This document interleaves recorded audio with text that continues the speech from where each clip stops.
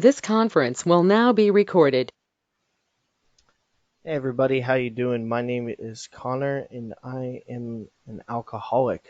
For those of you that care to know, my recovery date is April 24th, 2019.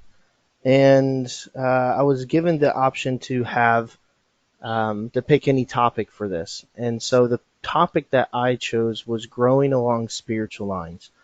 And how I kind of wanted to go about that was growing on spiritual lines from before I was an alcoholic to going through the steps and what that looks like today. Um, so, what did that look like beforehand? What did that look like before coming into to AA?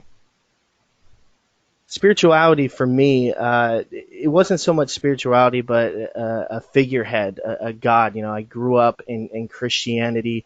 When I was younger, going to church every single Sunday, going to church on Wednesday. And it was a means of doing something that my parents wanted me to do. So when I was younger, my understanding of a higher power of spirituality was very limited. As I got older, I started to understand it a bit more. For me, especially spirituality is very feelings and emotion based, right? It's something that you feel. It's not necessarily something I can ever try and touch, right? And so at a younger age, I could feel when I was singing the songs, in church, and I would go to various camps during the summer. I would understand that, but there was a defining moment when I was in college, right? And so when I was in college, I went to an all private Christian school, and I thought at that point that God was somebody that would be there to watch over you, and you would pray to him and you would get what you want, right? And I came to find out very quickly that that wasn't what that was and what this relationship was, or so I thought. And Ramana, I'll give it over to you to kind of translate. All right. నమస్కారం మిత్రులారా, నా పేరు రమణ. నేను తాగుబోతునండి. ఇవాళ మనతో corner గారు ఉన్నారు. ఆయన షేరింగ్ నేను తెలుగులోకి అనువాదం చేయడానికి ప్రయత్నిస్తాను. ఇక్కడి నుంచి నేను మాట్లాడేదంతా ఆయన చెప్పిందే వీలున్నంత కరెక్ట్ గా తెలుగులో అనువాదం చేయడానికి ప్రయత్నిస్తానండి. సో ఎలా ఉన్నారండి? నా పేరు కార్నర్, బాగున్నారా అని అడిగారు. నా పేరు కార్నర్, నేను తాగుబోతుని. నా సోబ్రైటీ డేట్ వచ్చి నేను చివరిసారిగా మందు ముట్టుకున్న మన్నాడు డేట్ చూసుకుంటే ఏప్రిల్ 24, 2019 అని చెప్పారు. నన్ను ఇవాళ ఇక్కడ ఆహ్వానించినప్పుడు ఏ అంశం మీదైనా మాట్లాడచ్చు అని నాకే వదిలేశారు అంశం ఏంటి అనేది. నేను ఎంచుకున్న విషయం ఏంటంటే ఇవాళ మాట్లాడడానికి గ్రోయింగ్ అలాంగ్ స్పిరిచువల్ లైన్స్, అంటే ఆధ్యాత్మిక పదంలో పెరుగుదల గురించి మాట్లాడదాం అనుకుంటున్నానండి. నా ఉద్దేశంలో ఈ పెరుగుదల ఎట్లా వచ్చింది, నా జీవితంలో తేడా ఏముంది అప్పటికి ఇప్పటికి అన్న విషయం మాట్లాడదాం అనుకుంటున్నాను. సో నేను ఏలోకి వచ్చే ముందు నుంచి మొదలుపెట్టి సోపానాల కార్యక్రమం చేసుకుంటూ ఇవాళ ఎక్కడికి చేరుకున్నాను ఆధ్యాత్మికంగా అన్న విషయం మాట్లాడదాం అనుకుంటున్నాను. సో మొట్టమొదటిగా ముందు ఎలా ఉండేది నా జీవితం ఆధ్యాత్మికంగా అని ఆలోచించుకుంటే, నాకు ఆధ్యాత్మికత అంటే పూర్తి అవగాహన లేదండి. అయితే ఒక దేవుడు అంటూ ఉన్నాడు, ఒక మూర్తి ఉంది. ప్రతి ఆదివారం, నేను క్రైస్తవ మతంలో పుట్టాను, ప్రతి ఆదివారం నన్ను అమ్మ నాన్న చర్చికి పట్టుకెళ్ళడం జరిగేది. సో నాకు ఆ రోజుల్లో ఏంటంటే అమ్మ నాన్న వెళ్ళమంటున్నారు కాబట్టి మనం వెళ్ళాలి, ఇక్కడ ఒక దేవుడు అంటూ ఒక మూర్తి అంతా ఉంటుంది, ఇది దేవుడు అంతే. అంతవరకు పరిమితమైన జ్ఞానం నాది చిన్నప్పుడు. మెల్లమెల్లగా సో అదే నేపథ్యంలో చిన్నప్పుడే నన్ను వేరే వేరే క్యాంపులు, ఊరు బయట క్రైస్తవ మతానికి సంబంధించి పిల్లలందరినీ కూడే జాగాలకు పంపించేవాళ్ళు, లేకపోతే పాటలు అవి పాడుకునేవాళ్ళం.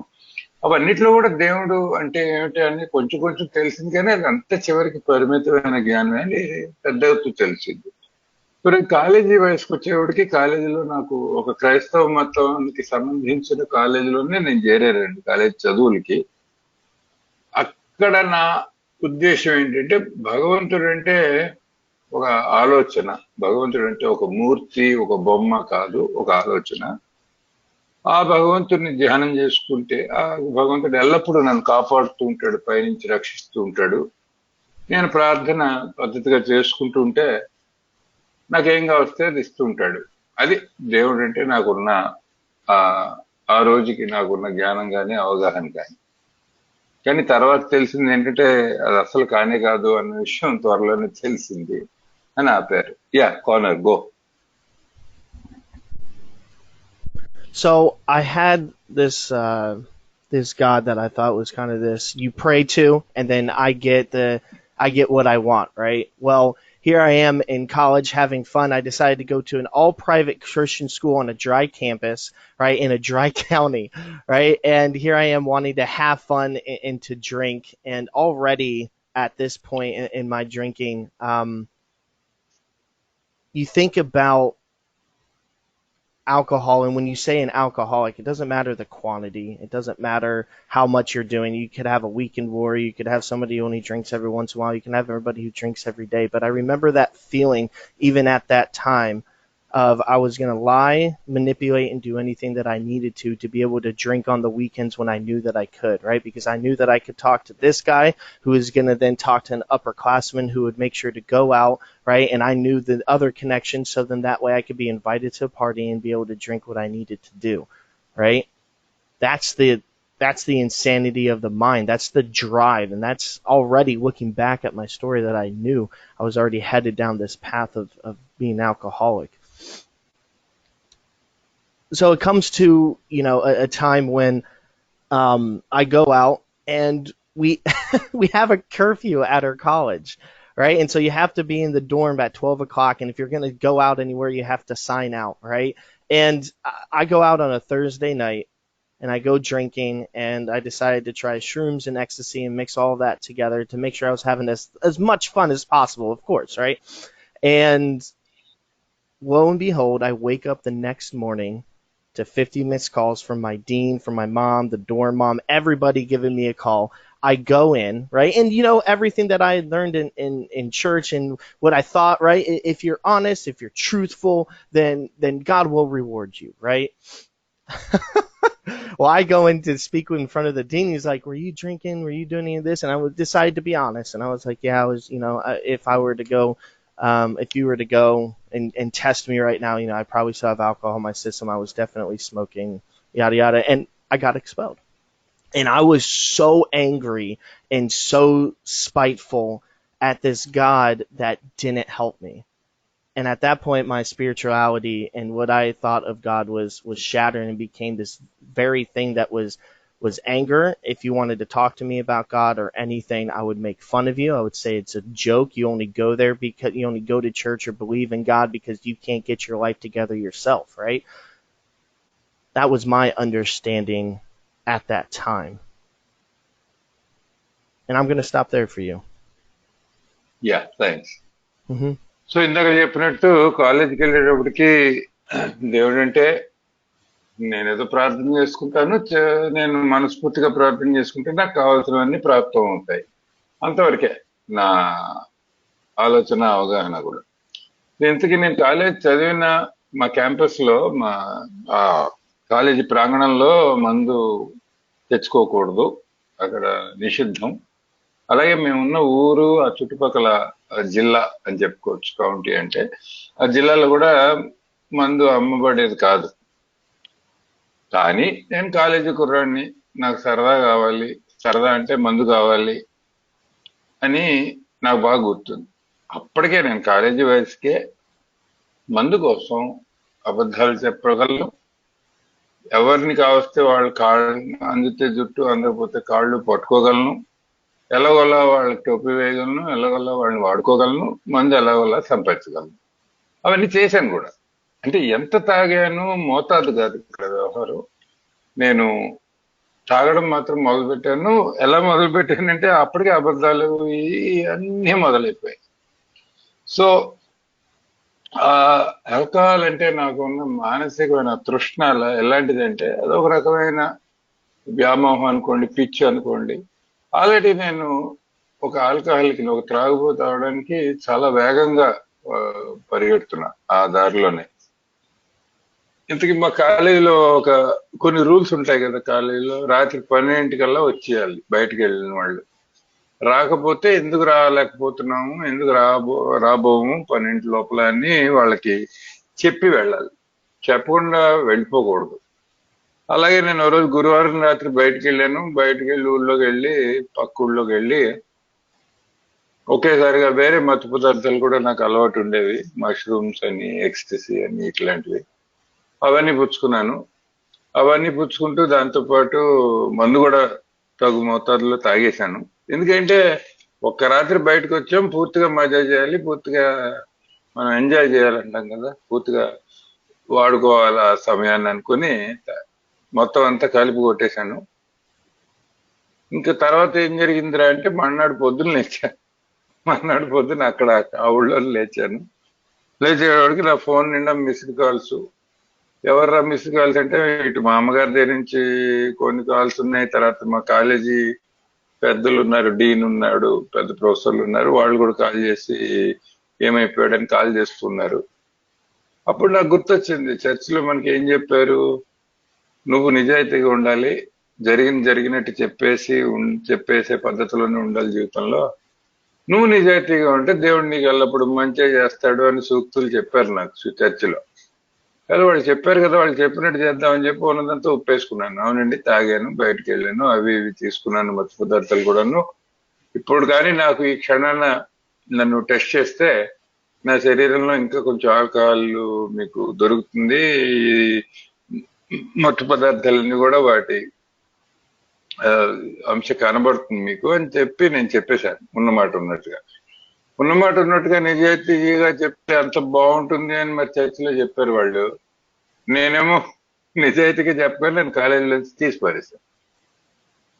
అదేమిటి ఇలా జరిగింది నాకు అసలు అర్థం అవ్వాల. అదేమిటి, నేను నిజాయితీగా ఉంటే అన్ని బాగా జరుగుతాయనుకుంటే, దేవుడు నాకు మంచి చేస్తాడు అనుకుంటే నేను కాలేజీలోంచి మొత్తానికి తీసివేయబడ్డాను. ఇంకా అప్పుడు నాకు వచ్చింది చూడండి కోపం. దేవుడు అంటే అసలు ఒక రకమైన అసహ్యం. ఎందుకంటే నా అసలు నమ్ముకున్న దేవుడు నాకు సాయమే చేయలేదే అవసరానికి. ఆ తర్వాత ఇంకా ఆ జరగగానే, ఆ జరిగిన వెంటనే ఎవడైనా సరే దేవుడన్న పేరు ఎత్తే దేవుడన్న మొహం అని చెప్పి వాళ్ళని హేళన చేసేవాడిని, వాళ్ళని వెకిరించేవాడిని. అసలు ఇదంతా ఒక పెద్ద కల్లయ్య, అసలు ఈ దేవుడు లేడు, గీవుడు లేడు. ఈ దేవుడిని నమ్మే వాళ్ళంతా ఎవరైతే సక్రమంగా వాళ్ళ జీవితాలను నడుపుకోలేరో, పని పాట లేని వాళ్ళందరూ ఈ దేవుడిని పట్టుకుని పాకులాడతారు, దేవుడు లేడు, గీవుడు లేడని వెకిరించేవాడిని. అలా ఆ పరిస్థితికి వచ్చేసాను. Yes, Kona. So coming back home and over the next few years, I was feeling very defeated and didn't have a direction, didn't have a path. Got kicked out of college. You know, I could see the disappointment in my mother and father's eyes. I could hear it in their voices. The people that I knew and loved around me at the time, you could hear them like, hang in there, champ. You got that. And I was just feeling like absolute crap. Um, but I knew that there was a power greater than myself at the time that could help bring me joy, that could make me happy, could fill out my chest, could make me be able to talk to anybody in the room, could put all of my troubles and worries behind. When I'm playing video games at night, I'd be able to enjoy myself that much more. My friends thought I was that much funnier, right? And it's funny that, at the time, I don't think I was very spiritual, but I was drinking nothing but spirits at the time, right? I was drinking nothing but vodka. And I loved it. And I would put that into me and give me a shot or two of that, and immediately my whole entire mood changes. At the time, I had a serious relationship going on, and I go to look back on it, and it's funny. On my way home from work, her house was right there, right on my way home from work. I literally could pull into her house, and I didn't because I wanted to get home to be able to enjoy myself. Right? I needed to get home to the power source that I knew would be able to make me happy, joyous, and free at the time. right? And it was too much of an inconvenience to even stop for 10 minutes at the time to, and then here we go, fast forward, a little bit along the road. And when she breaks up with me, I'm devastated. What did I do? How could I have been so wrong? And I'm blaming all of her and looking at her and everything she did wrong, right?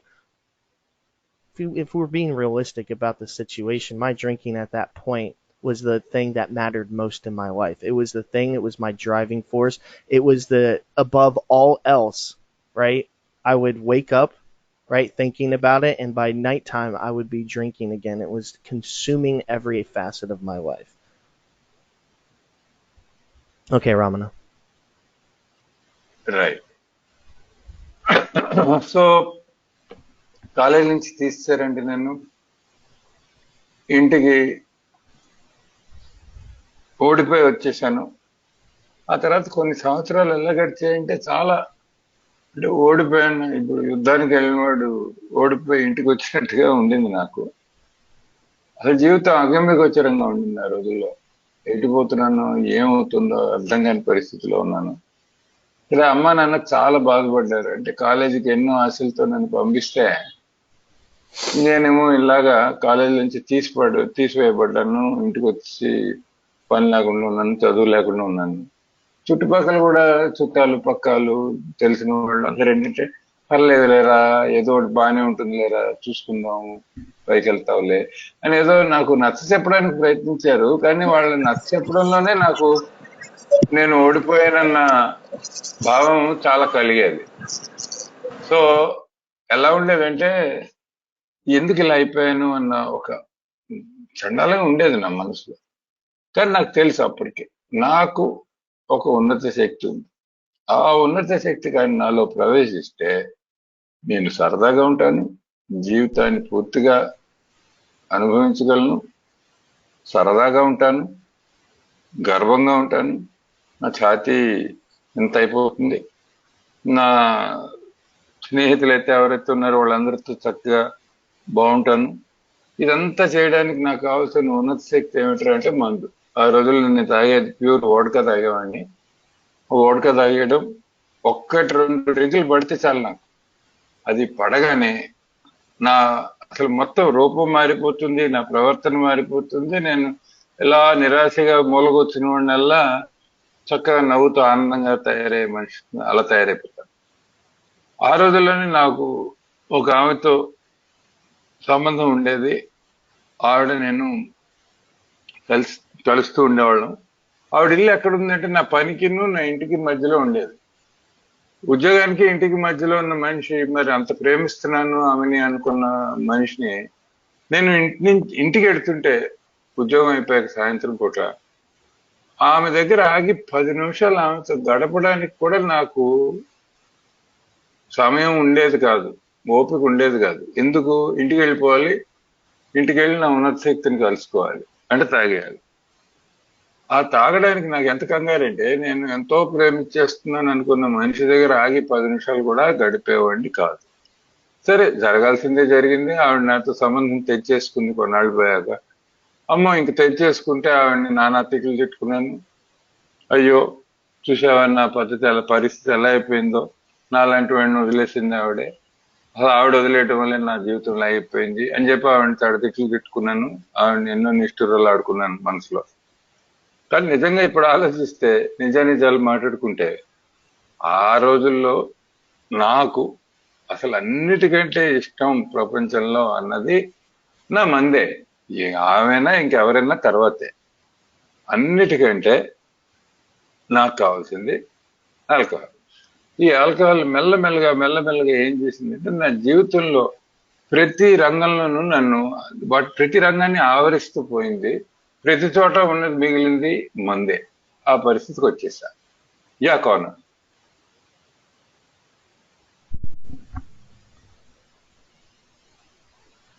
So, oh yes, I'm here. Sorry, I was muted. Yeah. No issues. So I gotten into another pretty serious relationship, and here was a girl that I really liked, and I wanted to be the best that I could for her. However, just like I wanted to be the best that I could for her in a relationship, the other person wants to be able to see the best version of you and wants to be able to help you, right? And with that comes, with an alcoholic, with that comes the loving remarks like, "Hey, I think you're drinking too much. Hey, I wish you wouldn't drink, as much as you are. Why don't you, have some more water instead of, another glass of vodka?" These type of loving remarks that our significant others say to us to try and help us, I often at that point took it as a, "You hate me, I'm not good enough, woe is me," that whole self-pity, self-destruction type of talk that, our mind and our ego spins, right? And it's true. I want to, I don't want to drink as much, but I'm waking up in the morning, right? And my first thought is, why? Why the hell am I awake, right? I don't want to be awake. I can't stop this. I wake up drinking, right? If I don't, I'm shaking within the hour. I'm on my way to work. I'm driving. I'm drinking. I'm at work. I'm drinking. On my way home, I'm drinking. I want to stop, but I physically don't have the power to be able to do that anymore. Lo and behold, we come to find out that, she's pregnant with our child. And I rejoice because I think finally, I can be, this will be the thing that can finally get me sober. I can finally be the best version of myself. I can finally be the best version for her. And you know what? I'm going to be the best father for this child. And this child is born and I'm in the hospital for 5 days. She has jaundice, so we have to be in there with her, and I don't drink the entire time. And I finally think to myself, finally, here's the chance, here's the thing that's going to make me stop drinking. Go ahead, Ramana. Yeah so ఆ క్రమంలోనే మరొక ఆమెతో నాకు సంబంధం కుదిరింది. ఆవిడ నేను చాలా దగ్గరయ్యాము. ఆవిడంటే నాకు చాలా చాలా ఇష్టం. అలాగే నేను ఎంత మంచివాడిగా ఉండగలను ఆమె కోసం, అంత మంచివాడిగా ఉండడానికి ప్రయత్నం మొత్తం చేశాను. కానీ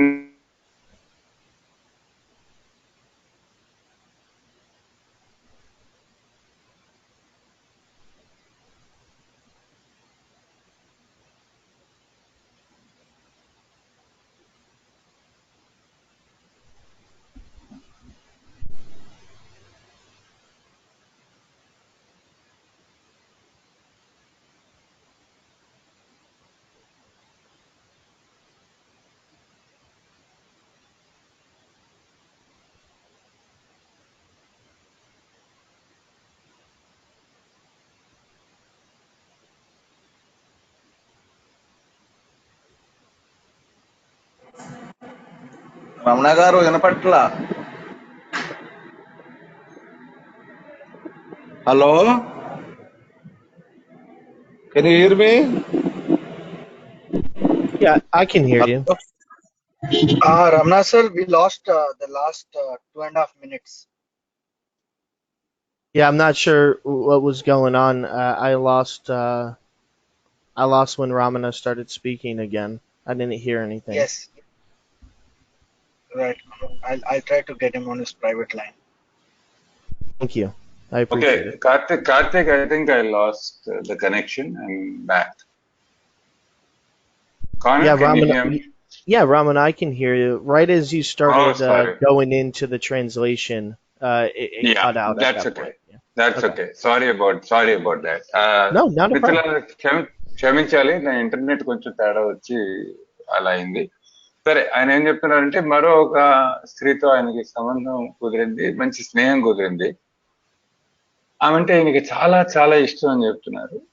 సో నేను అంటే చాలా ప్రేమ కాబట్టి నేను చాలా మంచివాడిగా వ్యవహరించాలి, ఆమెతో ప్రేమగా ఉండాలి అని అనుకున్నానండి. అయితే ఆవిడ కూడా నేనంటే అంతే ప్రేమ చూపించింది. ఎంత ప్రేమ చూపించిందంటే ప్రేమపూర్వకంగానే చాలా ప్రేమగా నాతో ఏమనేది, కొంచెం ఎక్కువ తాగుతున్నామేమో, కొంచెం మంచినీళ్ళు తాగొచ్చు కదా, ఎప్పుడు ఇది తాగడమేనా అని ఇలాంటి ప్రేమగానే అనేది మాటలు. కానీ ఆ మాటలన్నీ నాకు సూటిపోటిగా అనిపించేవి. ఆవిడ ప్రేమ నిండిన మాటలన్నీ నాకు సూటిపోటిగా అనిపించేది. నన్ను తిడుతోంది, నన్ను అసహించుకుంటోంది. అయ్యో నేను చూసారా నా జీవితం ఎలా అయిపోయిందో. ఇంకా అక్కడి నుంచి ఆత్మజాలి, ఆత్మన్యూనత, ఇవి నా మనసు నాకు చెప్పే కథలని నేను ఆల్కహాలిక్ మైండ్ కాబట్టి. నిజంగా ఆపాలనే ఉందండి, ఆపకూడదని కానే కాదు, ఆపాలనే ఉంది. కానీ పొద్దునే లేస్తాను. ఫస్ట్ అసలు లేవటంతోనే నా ఆలోచన ఏంటంటే, అసలు ఎందుకు లేచాను వాళ్ళు పొద్దున్న, చచ్చుంటే అయిపోయేది. అది నా పరిస్థితి. రెండు, సరే చావలేదు, ఇప్పుడు ఏం చేయాలి? లేవగానే ఒళ్ళంతా వణుకు. వణుకు ఆగాలంటే తాగాలి. కారులో ఉద్యోగానికి పెడుతుంటే తాగుతూ వెళ్ళాలి. ఉద్యోగంలో ఏం చేయాలి? రోజంతా తాగాలి. ఇంటికి వస్తూ తాగాలి, ఇంటికి వచ్చాక తాగాలి, తాగాలి, తాగాలి. ఇది నా పరిస్థితి. ఈ లోపు తెలిసిన విషయం ఏంటంటే, ఆ గర్భవతి మా బిడ్డతో చాలా ఆనందపడ్డా. అమ్మయ్యా, ఈ బిడ్డ పుట్టడంతోనే ఈ పీడ విరగడవుతుంది, ఈ తాగుడు అన్నది వదిలిపోతుంది నాకు అని చాలా ఆనందించా. ఆమె మా కూతురు పుట్టింది. ఆమె పుట్టినప్పుడు తల్లి బిడ్డ ఆసుపత్రిలో ఉన్నారు. బిడ్డకి ఏదో కొంచెం జబ్బు, అంటే నయం చేయడానికి ఒక 5 రోజులు ఆసుపత్రిలో ఉండాలన్నారు బిడ్డ ఆరోగ్యం కోసం. ఆ 5 రోజులు హాస్పిటల్లో ఉండగా తల్లి బిడ్డని దగ్గర ఉంటూ తాగలేదు. అప్పుడు నాకు అనిపించింది, అమ్మయ్య ఇంకా సోబర్ అయిపోయాము, ఈ పిల్ల పుట్టడం ఏమిటి, ఈ పిల్ల ఇంట్లోకి రావడం ఏమిటి, నేను మందు వదిలిపోయింది నా జీవితం నుంచి అనుకున్నా. ఎస్, కారణం. 5 days of pure bliss. It really was. I didn't think about drinking. I had no problems during that time. We get home, and my child was very colicky. So if she wasn't eating or sleeping, she was screaming the entire time. And we were, my fiance and I at the time were on shifts, so 5-hour shifts, 5 hours on, 5 hours off, and mine was during the middle of the night between 12 a.m. and 5 a.m. And it didn't so much bother me in the beginning, but after a couple days, that screaming started to really grind on me. Thoughts of, I'm not a good father. I can't be there to protect her, help my child. If I was good enough, I'd be able to help her. I felt very much powerless in that moment. So we're staying with my in-laws at the time, and just right in that fridge,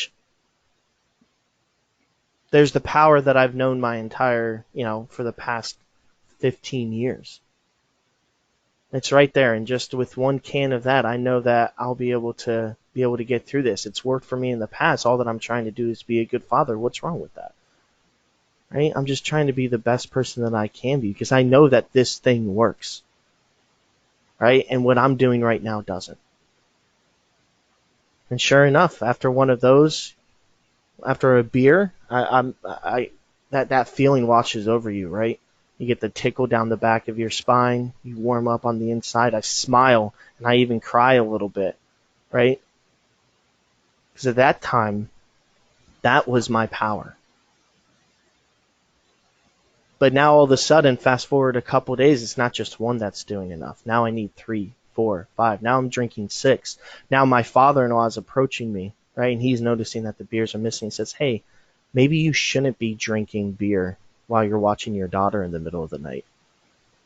Which isn't a problem, because I have an answer, right? We're smart as alcoholics, right? And somebody says one thing, I know how to hide it. I'm already thinking of how I can, manipulate the situation. So what I'm going to do is I'm going to make sure that after my shift, I'm going to go get us breakfast sandwiches down the road, right next to the store where breakfast sandwiches are, right? There's a liquor store. I go ahead and get myself a bottle of vodka, because that'll last me for a long time. It only takes a shot or two to do what I need to do, right? Now all of a sudden, in the span of a week, I've gone from 1 beer to drinking half a bottle of vodka during that 5-hour period. Go ahead, Ramana. Yeah. So ఆసుపత్రిలో 5 రోజులు అసలు పూర్తిగా మంది దూరంగా ఉన్నాను. నా కూతురు పుట్టింది. హృదయం అంతా ఆనందం, అసలు స్వర్గంలో ఉన్నట్టుంది. ఎంత బాగుందో. మందుకు దూరంగా ఉన్నా నా భార్య కాదు కానీ గర్ల్ ఫ్రెండ్, ఆవిడతో నా బిడ్డ. ఆహా, ఎంత బాగుంది అనుకున్నా. ఇంటికి తెచ్చేసాం బిడ్డని. మా అత్త మామలు పెళ్ళి అవ్వలేదు కానీ అత్తమామలు ఆమె తల్లిదండ్రి ఇంటికి వెళ్ళాము ఆ బిడ్డను పట్టుకొని. మా పిల్ల బాగా ఏడుస్తుండేది పగలు రాత్రి కూడా. ఆ తిండి పెట్టినా తిండి పెట్టకపోయినా పాలు తాగినా తాగకపోయినా పిల్లలు కొంతమంది బిడ్డలు ఏడుస్తారు, అలాగే ఈ బిడ్డ కొంచెం ఎక్కువ ఏడ్చింది అంతే. సో మేమిద్దరం 5 గంటలు నేను 5 గంటలు నువ్వు అని వాటర్లు వేసుకొని ఆ పిల్లల్ని చూసుకునేవాళ్ళం. ఎందుకంటే 24 గంటలు ఆమె కానీ నేను కానీ చూసుకోలేం కాదు. సో నా షిఫ్ట్ ఏంటంటే రాత్రి 12 నుంచి పొద్దున 5 వరకు, తెల్లారి గట్ల 5 వరకు. ఆ 5 గంటల షిఫ్ట్ నాదనమాట. సో ఆ బిడ్డను పట్టుకుని ఆమె ఏడుస్తుంటే ఆ పిల్ల సముదాయించడం నాకు కష్టంగా ఉండేది. అసలు నేను ఎంత ప్రయత్నం చేసినా ఆ పిల్ల ఏడుపు ఆపేది కాదు నా కూతురు. అప్పుడు ఇంకా కొంచెం ఏంటంటే ఏడుపుకి చాలా చిరాకు వచ్చేది. ఏంటి పిల్ల ఎప్పటికే ఆపదు అని. చిరాకుతో పాటు నా మనసులో కొన్ని భావాలు వచ్చాయి. నేను సరైన తండ్రిని కాదేమో, అసలు నేను మంచి తండ్రిని ఎప్పటికీ కాలేనేమో, అసలు నేను పెద్ద వెధవను కాబట్టి ఇంత ఏడుస్తుందేమో, అసలు నాకు తండ్రి అయ్యే యోగం ఉందా, మంచి తండ్రి అయ్యే యోగం ఉందా, అసలు నాకు తండ్రిగా వ్యవహరించే శక్తి ఉందా. ఆ క్షణాన చాలా శక్తిహీనత అనిపించింది నాకు. అయ్యి బాబాయ్, తండ్రిని అయిపోయాను, ఇంత పెద్ద బాధ్యత నా నెత్తి మీద ఉంది, నేనేమో నిర్వర్తించలేకపోతున్నాను, నేను పనికిరాను కదా. అది నా ఆలోచన. సో అలా ఫ్రిడ్జ్ దగ్గరికి వెళ్ళి వంటింట్లోకి వెళ్ళి ఫ్రిడ్జ్ లో చూస్తే ఏముంది అంటే కొన్ని బీర్లు ఉన్నాయి. అబ్బా, ఉన్నత శక్తి అనిపించింది. ఓ పని చేస్తా, 12 నుంచి 5 వరకు రాత్రి కదా, ఒక బీర్ తాగితే కాస్త బాగుంటుంది, కాస్త ఈ పిల్ల ఏడుపు భరించగలనని ఓ బీర్ తాగా ఆ రోజు రాత్రి. తాగితే ఏమనిపించింది, అమ్మ కొంచెం మంచి తండ్రిని అవ్వగలనేమో, తప్పేం చేస్తున్నాను, మంచి తండ్రిగా ఉండడానికి నా కూతురు కోసమే కదా నేను చేసేదంతాను అని చెప్పి ఓ బీర్ తాగా. ఎందుకంటే ఆ ఒక్క బీర్ తాగగానే ఏమవుతుందో మీ అందరికీ తెలుసు. ఒక్కసారి అలా వెన్నెంపట చక్కగా ఒక చల్లని తరంగం పాకుతుంది. తర్వాత నా నోట్లో నవ్వు అనిపిస్తుంది. ఆ కూతురు మొహం చూసి నాకు ఏడుపు కూడా వచ్చింది. ఇలాంటి భావాలన్నీ బయటపడుతున్నాయి ఒక్క బీర్ తాగగానే. సో ఉన్నత శక్తి తాకింది కదా, ఇంకేముంది. మన్నాడు 1 అవదు, 2 తాగా, 3, 4, 5, 6 తాగడం మొదలుపెట్టా. ఒక వారం లోపు మా మామగారు, అంటే మా ఆవిడ నా గర్ల్ ఫ్రెండ్ వాళ్ళ నాన్నగారు ఉన్నారు కదా, ఆయన గమనించాడు. మరి బీర్లు రోజు 6 పెడుతుంటే రోజు 6 మాయమవుతుంటే బీర్లు ఆయనకు అర్థమైంది. చెప్పాడు వచ్చి, బాబు నువ్వు చంటి పిల్లల్ని, నీ కూతుర్ని, నా మనవరాల్ని చూసుకుంటూ అర్ధరాత్రి పూట మందు తాకూడదేమో చూసుకో బాబు అని కొంచెం గట్టిగానే చెప్పాడు. చెప్తే నేను ఊరుకుంటాను, అబ్బాయి లేదండి మన ఏదో అలా తాగాను, కానీ అలా అలా ఊరికి రోజు తాగే మనిషిని కానే కదండి నేను. ఎందుకంటే మన అబద్ధాలు యాక్టింగ్ విపరీతంగా చేస్తాం కదా, అలాగే చేసి నెక్స్ట్ ఏం చేశానంటే, పొద్దున 5ంటికి నా షిఫ్ట్ అయిపోతుంది కదా, తెల్లారి గట్లు వెళ్ళి మనందరికీ కూడా పలహారం, కొన్ని శాండ్విచెస్ బయట నుంచి తెచ్చుకొస్తాను. ఎందుకంటే పలహారం అందరికీ తేవడానికి నేను మంచి పని చేయడానికి బయలుదేరుతున్నాను అనమాట. సో కారులో వెళ్ళటం, పలహారం తెచ్చేవాడిని, శాండ్విచ్లు, బ్రెడ్ గిట్ అన్ని తెచ్చేవాడిని ఇంటికి. ఎందుకు తెచ్చేవాడిని, అసలు దానికి ఎందుకు బయలుదేరేవాడిని, ఎందుకంటే దాని పక్కనే మందు షాప్ ఉండేది. ఈ బీర్లు వ్యవహారం అవ్వట్లేదు, ఎందుకంటే ఎన్ని బీర్లు తాగినా మంచిగా కనబడుతున్నాయి, రెండో ఈ బీర్లన్నీ ఎక్కడ పడేయాలి, ఇదంతా పెద్ద పెంట అని చెప్పి ఓ సీసా వోడ్కా కొనుక్కొని వచ్చాను. ఎందుకంటే 3, 4 బీర్లు తాగడం కంటే 2 బ్యాగులు వోడ్కా తాగితే అదే ఎఫెక్ట్ ఉంటుంది, బాగుంటుంది, తడి తప్పుడు లేకుండా తాగొచ్చు అని తెచ్చి జాగ్రత్తగా పెట్టుకున్నాను. అంతేనండి, ఆ ఒక్క వారంలో ఒక బీరుతో ఆ రోజు అర్ధరాత్రి మొదలెట్టినండి, రోజుకు సగం బాటిల్ వోడ్కా తాగడం, 1/2 బాటిల్ తాగడం మొదలెట్టు. అక్కడికి వచ్చేసాను ఒక్క వారంలోనే. వేసుకోను.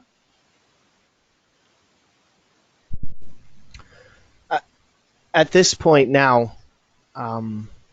I'm back in it. You know, I had a little bit of a reprieve. I thought that I could do it. You know, I thought I had my best laid plans, my best foot forward, and here I am in less than a week, back to exactly where I was before my child was born, and it continues. And I don't understand that what I was doing was so damaging, because in my mind, all that I was trying to do was be the best father. You know, now I'm going back to work. I'm just trying to be the best salesperson that I can at my job, right? Right? My best sales that I've made were when I was drinking at work. So all that I'm doing is trying to do what I know in order to have the best results. The problem is I don't know how to stop. And that little bit of initiation in the morning when I first wake up that just says, you know what, to make sure that you really start the day off right, you just need a quick shot or two of vodka, right? In order to make sure that you're 100% ready before you get into work, you just need to make sure to have, fill up a bottle of vodka and just drink it on your way to work. Just, take sips of that.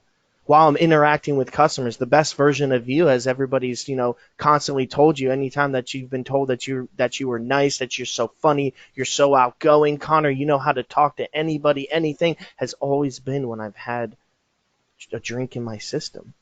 So I don't see the damage that I'm laying to waste around me. I see myself just trying to be a good fiance, a good employee, a good father, right? But what does my fiance sees? She sees me come home glassy eyed. She sees me kind of mumbling some words of affection to her, right? I'm kind of distant, not really listening to her, and then I expect, right, and I'll get angry with her when she rejects my advances. I can't, my daughter is less than 3 months old at this point, right? But she has a father that I'm sure she felt stumbling around with her around the house. I know she doesn't remember it, but I remember almost dropping her on the tile floor and barely catching her an inch above the ground. My boss at the time, since talking to them and making amends, told me that they would see me sneaking drinks all the time. Everybody around me saw the lies, saw the deceits, but I didn't care. Because I would lie, manipulate, cheat, steal, do whatever I needed to do just for that next drink, because that's all that I knew. That was the only thing carrying me through my day. My whole entire idea of a power greater than myself was literally being pissed down the drain. I'll stop there for you, Ramana. Yeah so ఏం జరిగిందో మీకు తెలుసు. అంతే, ఆ వారం అయిపోయింది. అక్కడితో నేను మళ్ళీ వెనక్కి వెళ్ళిపోయాను, మందులోకి దూకిపోయాను, పూర్తిగా ములిగాను. ఏమైంది అంటే నేను చాలా మంచి పథకాలు వేసుకున్నాను. ఈ పిల్ల పుడితే మానేస్తాను అనుకున్నాను. సోబరైటీలోకి నా అంతటి నేనుగా ముందంజ వేసాను అనుకున్నాను. ఏమైపోయినాయో పటాపంచలు అయిపోయినాయి. ఆ ప్లాన్లన్నీ మొత్తం పోయాయి. నాకు అసలు ఎందుకు తాగుదాం మొదలుపెట్టానో మళ్ళీ నాకే తెలియదు. అయితే నాకు నేను చేస్తున్న విధ్వంసం కూడా అర్థం. నేను ఎంతసేపు ఒక్క పిసర్ తాగితే నేను మంచి తండ్రిని, ఒక్క పిసర్ తాగితే నేను ఆఫీసులో బాగా పని చేయగలుగుతా, మంచి సేల్స్ చేయగలుగుతా. నేను జీవితంలో అసలు పొందిన ఫలితాలన్నీ కూడా నాకెప్పుడు తాగుడు వల్లే కలిగాయి. నాకు మందు శరీరంలో ఉంటేనే నేను బాగుంటా, చాలాకీగా ఉంటా, మంచివాడిగా వ్యవహరిస్తా, మాట్లాడటం బాగా మాట్లాడతా. నాకు జీవితంలో అందరూ ఒరే ఎంత బాగా చేస్తున్నావురా ఈ పని అన్న ప్రతిసారి తలుచుకుంటే మందుతోనే చేసిన పనులే అవి. ఇక పొద్దున్న లేవగానే కొంచెం ఇవాళ ఆఫీస్కి వెళ్లే ముందు కొంచెం 1-2 వేసుకుంటే నోట్లో, అసలు అది కడుపును పడితే అప్పుడు నువ్వు మంచి 100% మంచి బాగా తయారుగా ఉంటావురా అనుకుని చెప్పి వెళ్తుండేవాడు. నేను చేస్తున్న విధ్వంసం, నా చుట్టూ కలుగుతున్న ఇదంతా, దానివల్ల కలుగుతున్న పరిస్థితులు, ఏమవుతోంది, చుట్టుపక్కల వాళ్ళు ఏమనుకుంటున్నారు నాకేమీ కనబడలా, నాకేమీ అనలా.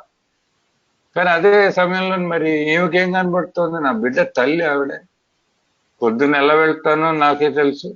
వచ్చేప్పటికి నా కళ్ళేమో అలా అలా తేలిపోతూ ఉంటాయి. ఏదో బాగున్నా, ఎలా ఉంది నీ రోజు అని చెప్పేదో మత్తులో ఏదో వాగుతాను కొంచెం ఆవిడతో. ఆవిడ చెప్పే మాట అసలు నాకు వినబడటం లేదు, వినబడినా నేను వినిపించుకోవటం లేదు. అది నా పరిస్థితి. సరే, నాకు రాగానే ఆమెతో మంచం మీద పని కావాలి. ఆవిడకి నచ్చనప్పుడు నేను ఆమె దగ్గరికి వెళ్తే ఆవిడకి నచ్చదు. ఆవిడకి నచ్చదు అన్న విషయం నాకు కోపం వస్తుంది. ఇది నా పరిస్థితి. నేను ఆ చంటి పిల్లని పట్టుకుని ఆ చంటి పిల్లకి గుర్తులేదు, ఎందుకంటే చంటి పిల్ల కాబట్టి వాళ్ళకి గుర్తులేదు. కానీ ఆ పిల్లని పట్టుకొని నేను ఇల్లంతా అటు ఇటు మత్తులో నడుస్తూ ఉంటే, అడుగులు అటు ఇటు పడుతుంటే పిల్లని పడైపోయాను, చంటి పిల్లల్ని నేల మీద పడైపోయాను.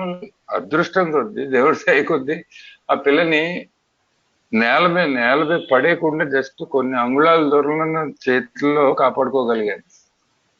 ఇంక ఉద్యోగంలో అంటారా, మా బాస్కి తెలుసు, అందరికీ తెలుసు. తర్వాత 9వ సోపానం అమెండ్స్ చేసినప్పుడు మా బాస్కి ఆయన చెప్పాడు, మాకు రోజంతా తెలుస్తూనే ఉందయా, నువ్వు వెళ్ళి దాక్కొని తాగడం తెలుసు, నువ్వు దాచిన మందు తీసుకొని బయటకు వెళ్ళి జాగ్రత్తగా నువ్వేదో ఎవరికి తెలియకుండా చేస్తున్నా అని చెప్పి ఇలా బయటికి దొంగతనంగా వెళ్ళి తాగడం మాకు తెలుసు, అన్నీ తెలుసు మాకు. చెప్పాలంటే నాకు ఆ రోజుల్లో తెలిసిన ఉన్నత శక్తి ఏంటంటే మందు. అలా బతికాను, అదొక రకమైన మత్తులో పిచ్చిలో బతికాను. Yeah. So everybody's rock bottom is different, and the quick abbreviated version for mine is I said I wouldn't drink anymore. 3 days later, a bottle magically appears in my driver's seat next to me as I'm driving home. I finish it before walking to the house. I remember saying a word to my fiance. I black out. Not a problem. I wake up the next morning. I had come to my point of being defeated. Alcohol had done its job. I'd looked around my life and it was out of control. In that moment I felt truly powerless. And so at that point I went into rehab, I checked in, and I was able to get a wonderful sponsor afterwards. And I was able to start going through these steps. Step 1 was very easy for me, right? We admitted we were powerless over alcohol, that our lives had become unmanageable. I looked around my life and it was pure chaos. I had tried everything possible in my own power and had failed miserably time and time again, right? Step 2 was a struggle for me. Came to believe that a power greater than ourselves could restore us to sanity. My idea of God at that time was very, very, very shallow. It was very hateful. My idea of God was he had a ledger. One side was all my good deeds, and one side was all the bad deeds in red. And that side of bad deeds was 30,000 books long of everything. I had just done a couple good things. I could never possibly do enough to strike that out, to even it out, right? But my sponsor at the time said, well, do you believe that I believe that there's a power that would be able to restore you to sanity? And I did. I believed him. I said, that's enough. Let's move forward. The thing with step 3 that's so powerful, and I continue coming back to this because the spiritual power of this is incredible, right? Made a decision to turn our will and our lives over to the care of God as we understood him. Now those words are italicized, right? So maybe they're important, but it's as we understand them. We don't have to be perfect role models, examples, right? We don't have to have the best version of God. Hell, we don't even have to fully understand what it is. It's as we understand him in that moment, at that time. That's enough to move forward. That's enough to be able to take the next step and to launch into this experience, right? Because with steps 1, 2, and 3, all we're doing is just kind of, they're almost like gimme steps. It's just kind of like yes, yes, yes, right? But the implication that as we understand him, where we're at right then and there, we don't have to understand everything. We don't need to know everything right then and there. But as we understand him, however small that is, whatever that means at that time, is more than enough. And that's beautiful. And I'll stop there, Ramana. Yeah.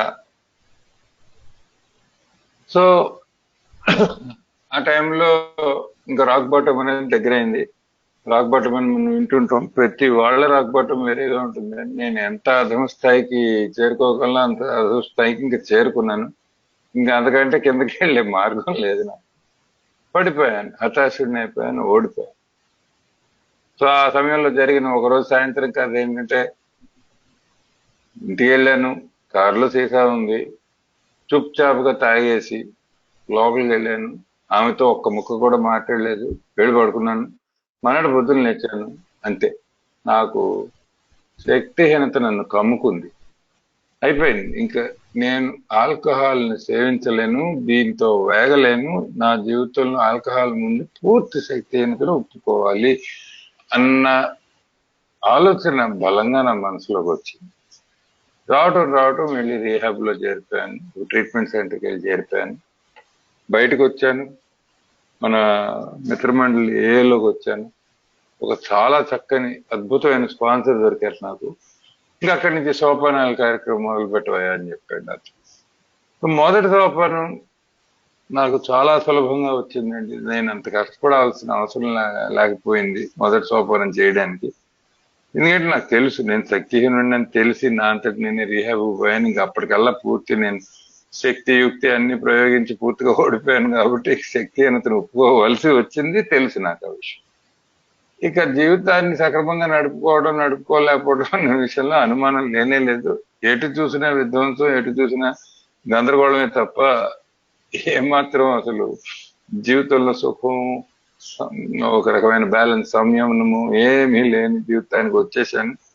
నేను ఎన్ని ప్రయత్నాలు చేసినా విఫలమయ్యాయని మొన్నే జరిగిన విఫలమైన ప్రయత్నాలన్నీ నాకు గుర్తున్నాయి. సో మొదటి సోపానం టక్కనైపోయింది. రెండో సోపానంలో కొంచెం కొట్టుకున్నాను, కష్టపడ్డాను. ఎందుకంటే చిన్నప్పటి నుంచి దేవుడు ఉన్నాడు, చర్చికి వెళ్ళాను, ఇవన్నీ చెప్పాను. కానీ మీకు ఆ రోజున నా దేవుడు అంటే ఎవరు అన్న నా అవగాహన కానీ అది లోతైంది కాదు. కేవలం ఏదో చర్చిలో ఉండే మూర్తిగా అనుకున్నాను. లేకపోతే నాకు చర్చిలో చిన్నప్పుడు చెప్పినట్టు దేవుడు అంటే అకౌంట్లు వేసుకున్నట్టు, ఒకవైపు నువ్వు చేసిన మంచి, ఒకవైపు వేసిన చెడ్డ అన్ని అకౌంట్ రాసుకుంటుంటాడు. చేసిన మంచివన్నీ ఆకుపచ్చ రంగులో రాస్తాడు, చెడ్డ పనులన్నీ ఎర్ర రంగులో రాస్తుంటాడు. నా ఎర్ర రంగు చూసుకుంటే 30,000 పుస్తకాలు ఉంది. అది ఎన్ని తప్పులు చేశాను, ఎన్ని చండాలాలు చేశాను జీవితంలో. ఇప్పుడు ఆ చండాలన్నీ చెరిగిపోవడానికి ఒక జీవితం సరిపోతుందా? ఈ దేవుడి వల్ల నాకు అర్థమైన దేవుడు మాత్రం ఆయనే, ఆయన వల్ల అవ్వదు అని చెప్పారు మా స్పాన్సర్. ఒకటే ప్రశ్న అడిగాడు, నీ దేవుడు సరిపోడు అంటున్నావు, బానే ఉంది. నీకు ఉన్నత శక్తి అంటే ఒక కల్పన, అవగాహన ఏమీ లేవంటున్నావు, బానే ఉంది. పోనీ నాకు ఒక ఉన్నత శక్తితో ఉన్నాడు, నేను ఒక ఉన్నత శక్తిని నమ్ముతున్నాను అన్న విషయం నమ్ముతున్నావా నువ్వు అని అడిగాడు. అవునండి నమ్ముతున్నానండి, మీరు బాగున్నారు కదా, మీకు ఒక ఉన్నత శక్తి ఉండే ఉంటుంది, మీరు నమ్మకంగా ఉంటూనే ఉన్నారు, అర్థమవుతుంది మిమ్మల్ని చూస్తుంటే. నా నా ఉన్నత శక్తిని అరువు తీసుకో, ప్రస్తుతానికి అరువు తీసుకుని ముందుకు పదాయా అని చెప్పాడు. అంతే. నాకు నమ్మకం ఉందని నీకు నమ్మకం కుదిరితే పాలు, ఇద్దరు కలిసిపోదాం ముందుకి అన్నాడు. అంతే.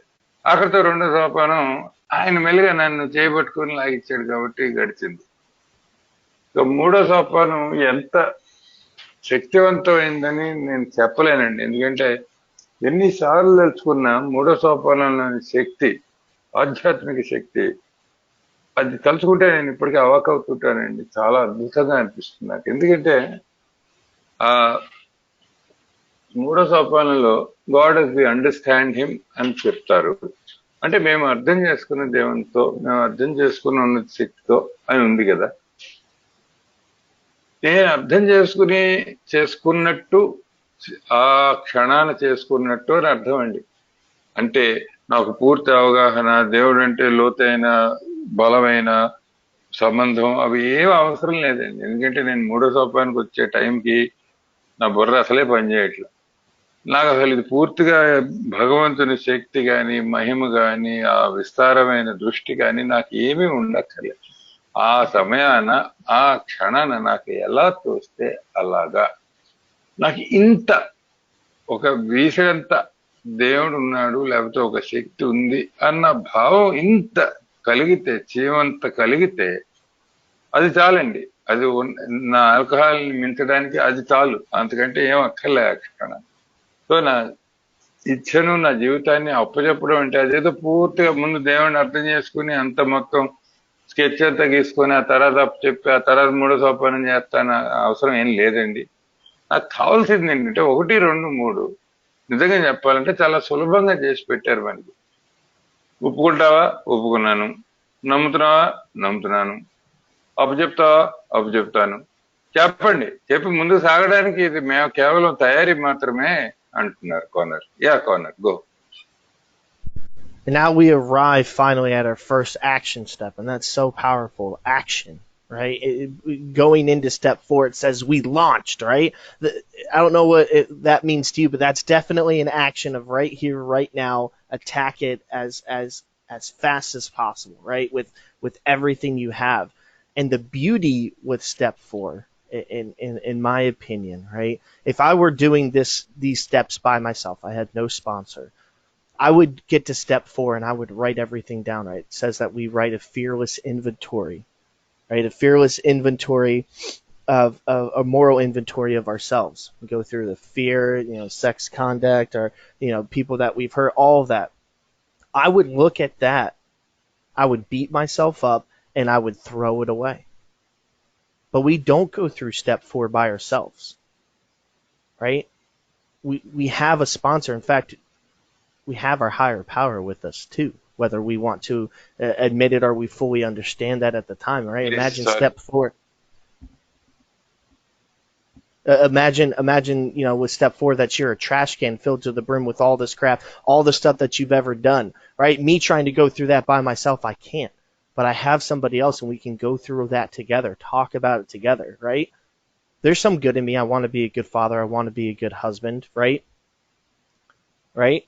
We leave a little bit of that at the bottom, right? All that good stuff right there, right? But when life comes like life does, now it has a place to go. It's not filled to the brim with all the stuff and there's nowhere to put it, right? Step 6 and 7, after we've talked with our sponsor and gone through this, we get to sit down with this higher power. I remember I don't have, at the time, I didn't have a clear concept of what it was, but I remember sitting down, closing my eyes, just saying, to whoever you are, whatever you may be, have I been completely honest? And just sit with that. And whatever comes to mind, you go back through. What have I been completely honest with what I've been going through, with my inventory? Did I leave anything? Is there anything left unsaid? Right? And now I get to ask this God with step 7, this higher power that I feared, that I've resented.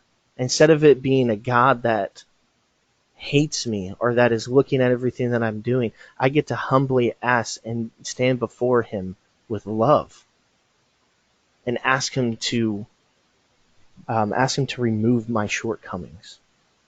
I think that's so powerful. All right, I'll stop there, Ramana.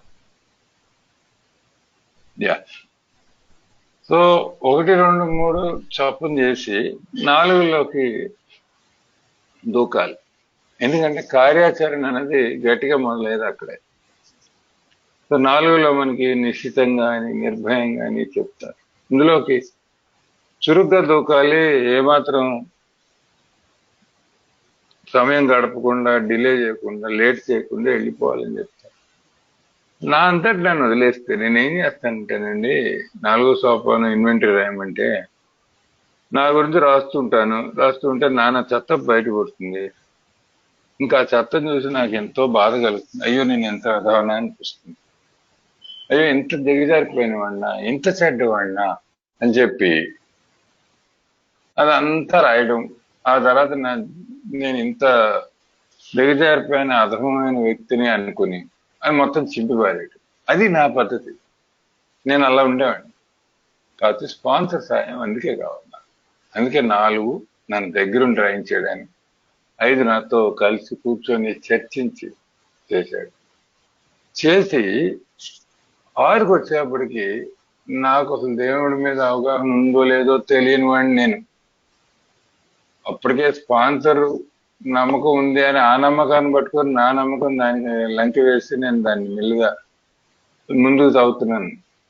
అలాంటివన్నీ ఏం చేశానంటే, బాబు నువ్వు ఎవరో నాకు తెలియదు, భగవంతుడా ఎలా ఉంటావో తెలియదు, నువ్వేమిటో నాకు తెలియదు, ఎటు వచ్చి ఒక ప్రశ్నకు నాకు జవాబు చెప్పు. నేను పూర్తి నిజాయితీగా ఉన్నానా?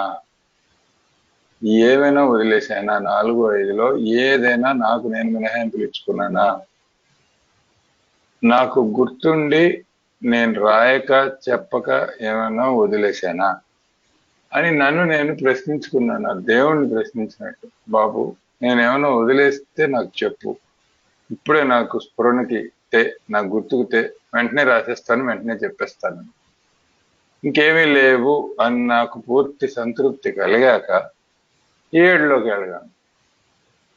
చూడండి, 7లోకి వెళ్ళేప్పటికి నేను గమనించింది ఏంటంటే, అతి శక్తివంతమైన విషయం ఏంటంటే, ఇందాక చెప్పా కదా, నాకు దేవుడు అంటే భయం, నాకు దేవుడు అంటే కోపం. అసలు నిన్నమంట వరకు అంటే నేను 4వ సోపానంలో భయాల గురించి, లేకపోతే కోపాలు క్రోధావేశాల గురించి రాస్తా కదా ఇన్వెంటరీ. అందులో మొట్టమొదటి పేరు ఉండేది దేవుడిదే. అసలు అలాంటి దేవుడు నాకు ఇవాళ ప్రేమమూర్తి అయిన దేవుళ్ళ కనబడుతున్నాడు. ఆయన ముందు వినయంగా నిల్చుని, బాబు నాకున్న ఈ దోషాలన్నీ తీసేసేవయ్యా అని చెప్పి మనస్ఫూర్తిగా కోరుకునే పరిస్థితికి నేను 7వ సోపానికల్లా చేరుకున్నాను. ఇది నా జీవితంలోనే పెద్ద అద్భుతం అండి. అలాగే భావిస్తున్నాను నేను. చేసుకోన్నా. Steps 8 and 9 come into play at this point. The next really action steps, right? You know, like with step 4, that was an action. We took the action to write stuff down. Now with 8 and 9, right? This is us again writing down the people that we have harmed, right? And to make amends.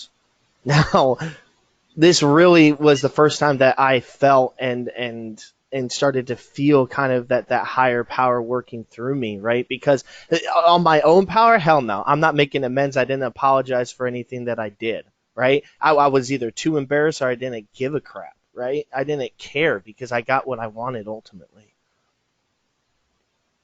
And in my own way of thinking, and if it was just me again doing this, right? I'm only thinking of myself. I'm still being selfish, right?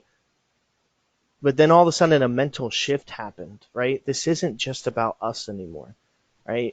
Through our drinking and through our run, however long it may have been, we're like tornadoes going through others' lives.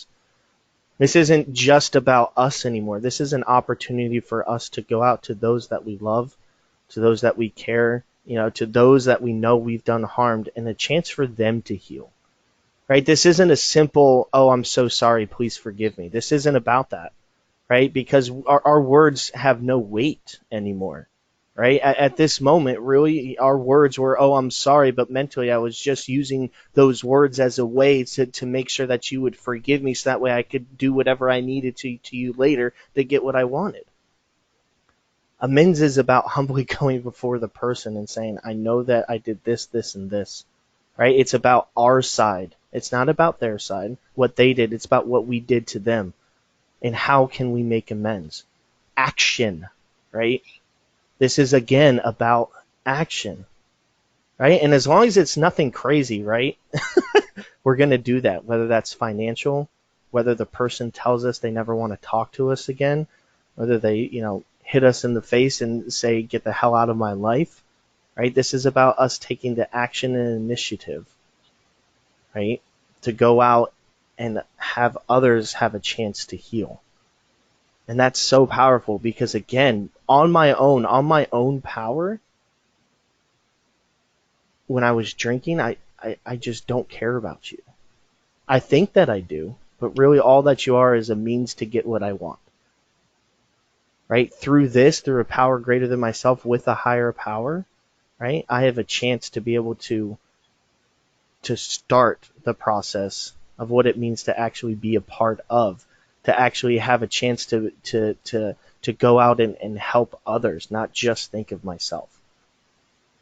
I'll stop there, Roman. Yeah. So ఇంకా 7వ సోపానం గురించి ఆపానండి ఇందాకలా. ఇప్పుడు 8, 9 మళ్ళీ చాలా గట్టిగా కార్యాచరణ చేయాల్సిన సోపానాలు. ఇది ఆలోచనతో చేసే వ్యవహారం కాదు. ఎందుకంటే 8లో నేను రాస్తానండి పేర్లని, అది స్పాన్సర్ గారితో మాట్లాడుకుంటాను. తర్వాత 9లో నేను హాని చేసిన వాళ్ళందరికీ నేను క్షమాపణ కోరుకోవాలి. ఇక్కడ ఈ సోపానానికి వచ్చేప్పటికి నాలో ఉన్నత శక్తి నాలో కదులుతోంది అన్న భావన నాలో బలంగా కలిగింది. ఎందుకంటే నా స్వశక్తితో అయితే నేను చచ్చినా అమెండ్స్ చేయాలి, చచ్చినా వెళ్ళి క్షమాపణ కోరు. నా వల్ల కాదు. 1, నా వల్ల కాదు. 2, నేను అసలు ఆ సిగ్గుతోనే చచ్చిపోతాను నేను చేసిన పనులకి. 3వది, నాకు పట్టదండి. ఎవడేమైపోతే నాకేంటి, నా పని జరిగిందా లేదా? అది నన్ను వదిలేస్తే, నా మనసుకి నా బుద్ధికి వదిలేస్తే నా ఆలోచన అలాగే ఉంటుంది. వాడుకున్నాడు వాడుకున్నాను, వదిలిదొబ్బాను. ఇప్పుడు వాళ్ళకి వెళ్ళి నేను క్షమాపణ చెప్పేది ఏంటి, అమెండ్స్ చేసేది ఏంటి, సరి చేయడం ఏంటి? ఇదంతా నా వల్ల కాదు, నాకు అనవసరం దొబ్బేమని చెప్తాను నేను. కానీ ఆ ఉన్నత శక్తి నా దగ్గర ఉన్నాడు అన్న బలంతోనే నేను ముందుకు సాగలిచాను. నాకు అర్థమైందండి ఇక్కడికి వచ్చేటప్పటికి. నేను ఇప్పటికి కూడా 8, 9 పూర్తిగా మనస్ఫూర్తిగా చేయకపోతే ఎప్పటికీ నేను స్వార్థపరుడుగానే ఉన్నాను, స్వార్థ చింతనతోనే ఉన్నాను. ఈ 8, 9 నా గురించి కాదండి నేను చేసేది. ఇదేదో మాటలతో వాళ్ళని కల్లబుల్లి మాటలతో కప్పేసే వ్యవహారం కాదు. అయ్యో అయ్యో నన్ను క్షమించు, నేను చాలా తప్పు చేశాను ఉట్టుట్టు మాటలు చెప్పడం కాదు. ఎందుకంటే ఉట్టుట్టు మాటలు కాదు చెప్పాను నేను. అసలు నేను ముందు చేసిందంతా ఉట్టుట్టు మాటలే కదా. నా జీవితంలో నన్ను ప్రేమించే వాళ్ళు కానీ, నేనంటే ఇష్టమైన వాళ్ళు కానీ, కనీసం నాకు తెలిసిన వాళ్ళు కానీ అందరికీ ఒట్టి మాటలు చెప్పడమే నేను. సో ఆ ఒట్టి మాటలు చేయడం, చెప్పడం, ఎలాగల్లా వాళ్ళని నమ్మించడం, నమ్మించి నా పని జరిపించుకోవడం, నాకు కావాల్సింది లాక్కొని పోవడం, ఇదే కదా నేను చేసింది. సో ఇంక నా మాటలకు అసలు నమ్మకం లేదు పక్క వాళ్ళకి. నా మాటల్లో బరువు, శక్తి లేనే లేదు. సో ఇప్పుడు చేతలు చేయాలి. ఏమిటి చేతలు అంటే, నేను మొట్టమొదటిసారిగా వాళ్ళు ఏం చెప్తే అది నేను భరించాలి. నేను 9వ సోపానం చేయడానికి ఒక ఫలానా వ్యక్తి దగ్గరికి వెళ్ళినట్టు అది ఛార్జీలు ఎంపగా కొట్టచ్చు. ఇంకోళ్ళు నీ మొహం నేను చూడదలుచుకోలేదు జీవితంలో అని తలుపేసేయచ్చు మొహన. ఇంకొకళ్ళు నాకు ఇంత డబ్బు నువ్వు ఇవ్వాల్సింది ఉందా అంటే అది నేను వాయిదాల పద్ధతిలోనో ఎల్లా కింద మీద పడి ఇవ్వాల్సింది. అది మరీ ఏదో ఆ చాలా పెద్ద వ్యవహారం అయితే తప్ప నేను చేయాల్సిందే.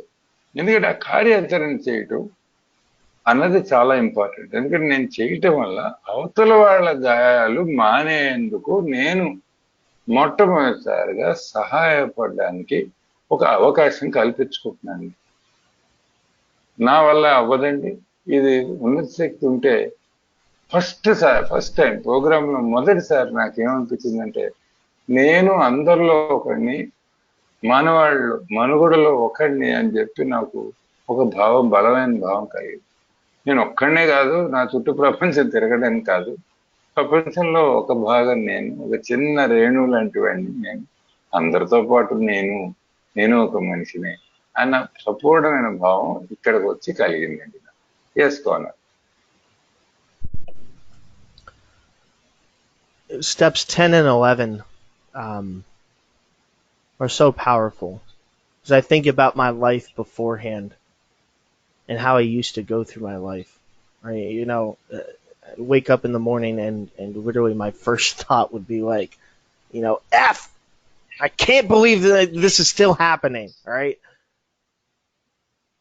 I'd go through and somebody would piss me off. Somebody would make me angry and I would immediately want to retaliate. I was tight. I was angry. I was scared.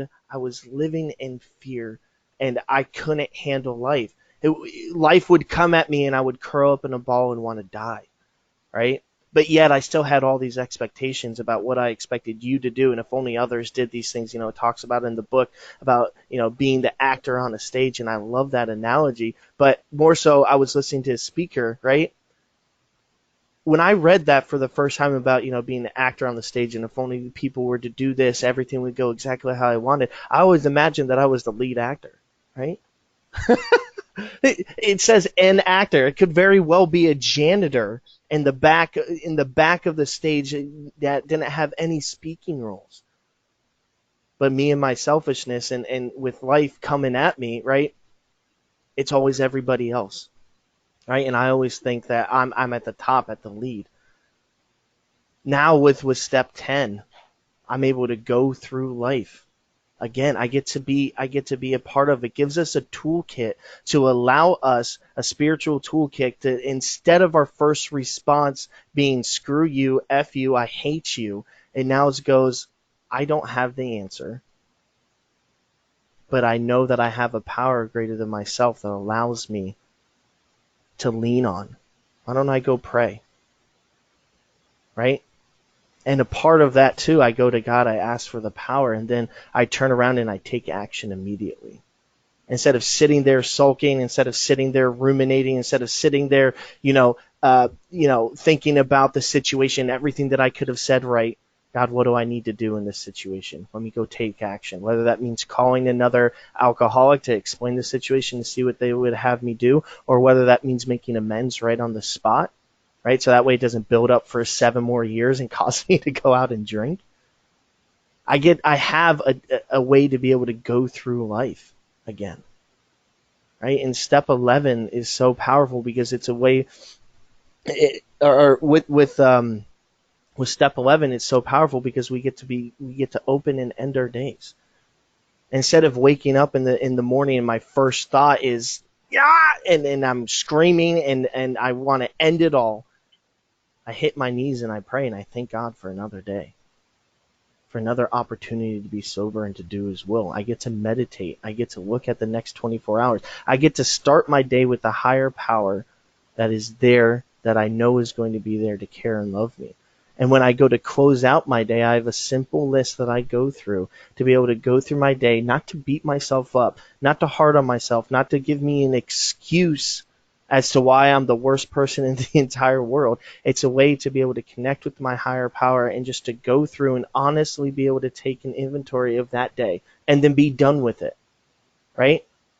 It's done. It's closed. It doesn't have to carry into my dreams. It doesn't have to carry into my sleep. It doesn't carry into the next morning. It's closed. It's done. Go ahead, Ramana. Yeah so 10-11 చాలా శక్తివంతమైందండి.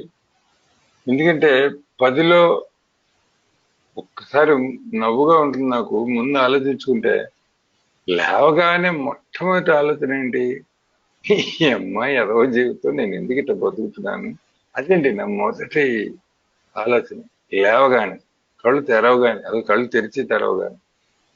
ఇవాళ ఏం చేస్తాను, లేచి అబ్బా చావకుండా ఎందుకు బతుకున్నాను అనే ఆలోచన కాకుండా, సరే నేను ఏమిటి అన్న ఆలోచన నాకు కరెక్ట్ గా కలుగుతుంది. ఆహా, నేను మనిషిని, రికవరీలో ఉన్నాను అని ఆలోచించగలను. ఎందుకు ఆలోచించగలుగుతున్నానంటే ఇన్ని సోపానాలు చేయడం వల్ల, అందరితో కలిసి బతుకుతున్నాను అన్న భావం బలంగా ఉండడం వల్ల. ఇందాక మన బిగ్ బుక్ లో 3వ సోపానం దగ్గర రాస్తారు, మన స్టేజ్ మీద యాక్టర్ గా ఉందాం అనుకుంటాం, మిగతా యాక్టర్లందరూ ఎవడి పాత్రలో వాడు కరెక్ట్ గా ఇమిడితే జీవితం చాలా బాగుంటుంది, ప్రపంచం గొప్పగా ఉంటుంది అనుకుంటుంటాం. నేనే డైరెక్టర్ని, నేనే యాక్టర్ని, నేనే హీరోని అనుకుంటా కదా. ఇప్పుడు ఆ గొడవ లేదు. ఇప్పుడు నేను ఒక్కడిని కాదు, నాతో నా ఉన్నత శక్తి కూడా ఉంది. తప్పు చేశానా లేదా 10వ సోపానంలో అలాగా రోజంతా ఇన్వెంటరీ తీసుకుంటూనే ఉండొచ్చు. ఒకవేళ ఏమైనా తప్పు చేసి ఉంటే, అంటే నేను స్వార్థపరత్వంతో కానీ, భయంతో కానీ, నిజాయితీ లేకుండా కానీ ఇలా ప్రవర్తించి ఉంటే 10వ సోపానంలో, నేను చూసుకుని వెంటనే దాన్ని నయం చేసుకునే పద్ధతి నాకు ఉంది ఇవాళ. ఎందుకంటే ఒక్కసారి దేవుడిని తిరిగి అడుగుతా, ఏం చేయాలి బాస్, ఇప్పుడు నేను ఏం చేయాలి, ఏమైనా తప్పు చేస్తుంటే వెంటనే యాక్షన్, వెంటనే కార్యాచరణలో పెట్టేయటమే. ఇంకా అది మళ్ళీ అది భుజాల మీద మోసి, మళ్ళీ బుర్రలో మోసుకుని, మళ్ళీ ఇంకో 7 ఏళ్ళు దాన్ని మోసి, ఆ తర్వాత అది ఇంత పెద్ద అయ్యి ఓ బండరాయిలా నా ఛాతీ మీద ఉండి, ఆ దాని బరువు వల్ల నేను పోయి తాగి ఈ పెంటత లేకుండా ఎక్కడికక్కడ రోజులు ఎక్కడికక్కడ అలా నరికేసి దాన్ని పక్కకు పడేయటం, దాని గురించి ఏదో చేసి ముందుకు వెళ్ళిపోవడం. సో ఇవాళ నేను జీవితంలో ముందుకు సాగుతున్నాను అంటే ఆ 10వ సోపానంతో సాగిపోతున్నాను. 11కి వస్తే ఎంత బాగుంటుందంటే, పొద్దున ప్రార్థన చెప్పుకుంటానండి, రాత్రి ప్రార్థన చెప్పుకుంటాను. పొద్దునే లేవటంతోనే అరుపులతో లేచేవాడిని, ఏంటిది అని. అది లేకుండా, చావు ఆలోచన లేకుండా, ముందు ప్రశాంతంగా మోకాళ్ళ మీద నాకు ఇష్టమైన నా భగవంతుని ప్రార్థించుకొని నా రోజంతా ఎలా గడపాలో పథకం వేసుకునే అవకాశం ఉంది నాకు ఇవాళ. ఆ పథకం వేసుకుంటాను. వేసుకున్నప్పుడు నేను రోజంతా ఎలా ఉండాలి, తర్వాత రాత్రి పడుకునేటప్పుడు ఎలా ఉన్నాను, ఏమైనా అటు ఇటు జరిగితే అవన్నీ నన్ను చూసి పైనుంచి కాపాడే ఒక భగవంతుడు ఉన్నాడు, ఇదేదో నన్ను ఏదో పాపం చేసేవరా నీకు పరిహారం చెల్లించుకోవాలి అని కోప్పడే దేవుడు కాదు, వాళ్ళ ప్రేమమూర్తి దేవుడు అన్న భావన నాకు ఉంది. కాబట్టి ఏ రోజు గారు చిన్న చిరిపి ఏమైనా ఉంటే అది భగవంతుడు చెప్పేసుకొని అక్కడ అకౌంట్ క్లోజ్ చేసేసి రాత్రి మళ్ళీ ప్రశాంతంగా పాపడలాగా పడుకోగలుస్తున్నాను. ఎందుకంటే ఇంకో ప్రార్థన మోకాళ్ళ మీద చేసేసుకుంటే రాత్రి ప్రశాంతంగా పడుకుంటాను. ఇంక మళ్ళీ అది రాత్రి కళలు, పగటి కళలు, రాత్రి కళలు, మన్నాడు బాధలు ఇవి ఏం లేకుండా ఏ రోజు అకౌంట్ ఆ రోజుకి అయిపోయే అవకాశం నాకు 10-11 కల్పిస్తున్నాయి. అలా రోజుల వారీగా జీవితం గడిపే అవకాశం నాకు ఉంది. Yes Kona. And I'll wrap it up with step 12. Sure. Absolutely beautiful. Step 12. Having had a spiritual experience. Because at this point, right, whether it's come suddenly or whether it's been growing with you while you've been going through this process, you will have had a spiritual experience if you honestly and thoroughly went through these steps. And it's amazing because with step 12, we get to go out and give back to others what's been given to us. There's no greater feeling, no greater sight than when you are helping another alcoholic and you're going through these steps with them and you see their eyes light up and they get it. Right? Spirituality for me today is action. Right? Somebody presented the term spirituality, right? And if I think about my life beforehand, it was always I need to study, I need to understand everything before I go ahead and make the next move, before I take this test, before I do this job interview, before I can perform well at my job. I need to understand everything. Spirituality flips that on its head, right? I don't need to understand everything up front. What I need to do is take action, which will allow me to have an experience, and then I gain understanding on the back end, which then allows me to take more action. And I think that what's beautiful about this, right, is that allows for a foundation to be built upon, and you continue to grow with that, with your higher power, right? And I have this idea in my head that I want to be perfect, every now and again. I'm human. Right? I have this idea that there's some platform, some plateau that I'll finally reach and I've made it. I'm at the spiritual, mountaintop. No, right? It's a continuous thing. Back in the chapter How It Works, right, on page 60, that paragraph, right, it says, no one among us has been able to maintain anything like perfection or perfect adherence to these principles. We are not saints. The point is that we are willing to grow along spiritual lines. The principles we have set down are guides to progress. We claim spiritual progress, not spiritual perfection. In the book, it also talks about, when it's speaking about our character defects, it doesn't say that if these things crop up, right? It says when these things crop up. We're humans. We're going to make mistakes. But we claim spiritual progress, not spiritual perfection. And how do I continue to progress? And how do I continue to grow? Right? That's through the 10, 11, and 12, those growth steps. But I don't do that by myself.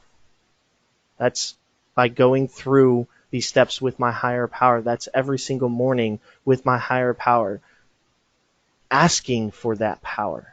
Right? Because when I start to rely on myself, my world gets real small, real quick.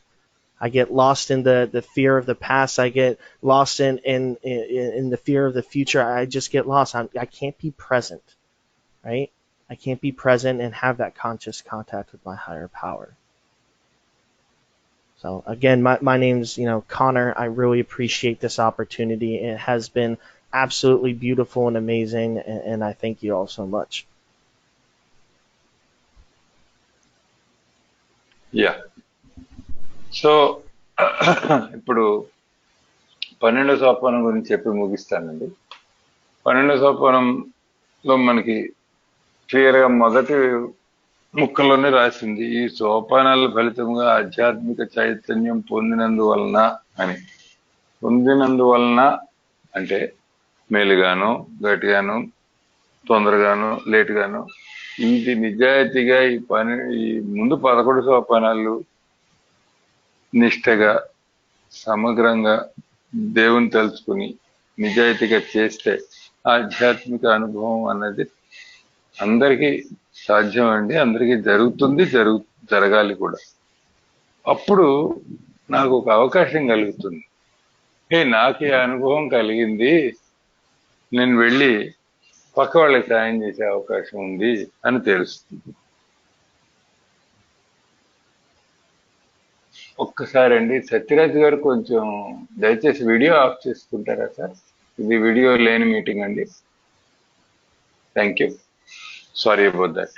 So నాకు పక్కాళ్ళు సాయం చేసే అవకాశం కలుగుతుందండి. నాకు తెలిసి ప్రపంచంలో మరొక తాగుబోతుకి సందేశం అందించి వాళ్ళతో పాటు వాళ్ళకి సోపానాలు చేయటంలో సాయం చేసి వాళ్ళతో పాటు మనము చేస్తూ వాళ్ళ కళల్లో వెలుగు చూస్తూ ఉంటే ఉన్న ఆనందం ప్రపంచంలో మరి ఇంకెందులోనూ లేదని నా అభిప్రాయం. కాబట్టి ఇవాళ ఈ ఫైనల్లో నేను తెలుసుకుంది ఏంటంటే ఆధ్యాత్మికత అంటే కార్యాచరణ అండి.